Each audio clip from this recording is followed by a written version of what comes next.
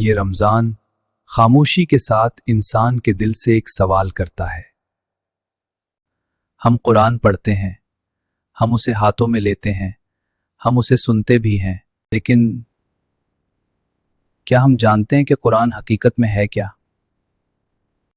کیا قرآن صرف ثواب حاصل کرنے کی کتاب ہے یا صرف رسم ادا کرنے کا ذریعہ؟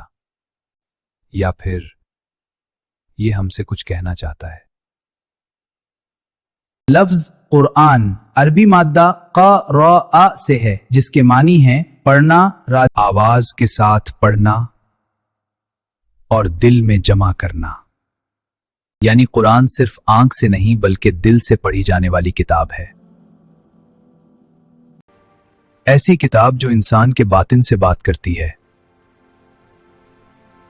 قرآن خود اپنی تعریف کرتا ہے، ذالک الکتاب لا ریب فیہ ھدی للمتقین۔ یہ کتاب ہے جس میں کوئی شک نہیں اور یہ ہدایت ہے۔ پھر قرآن کہتا ہے شہر رمضان الذی انزل فیہ القرآن ھدی للناس۔ یہ ہدایت کسی ایک طبقے کے لیے نہیں، یہ تمام انسانوں کے لیے ہے۔ لیکن ایک تلخ حقیقت یہ ہے کہ ہم نے قرآن کو اکثر صرف رسم تک محدود کر دیا ہے۔ پڑھ لیا، ختم کر لیا اور رکھ دیا۔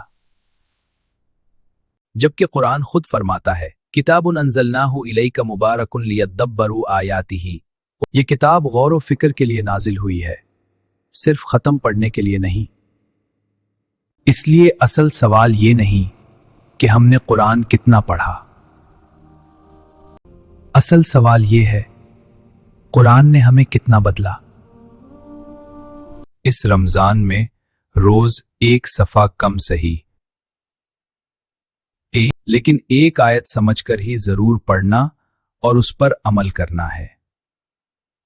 کیونکہ جو قرآن کو سمجھے بغیر پڑھتا ہے وہ صرف آواز سنتا ہے، اور جو سمجھ کر پڑھتا ہے وہ اللہ کا پیغام سنتا ہے۔ تو سوال یہ ہے، کیا میں قرآن کو پڑھ رہا ہوں یا قرآن مجھے پڑھ رہا ہے؟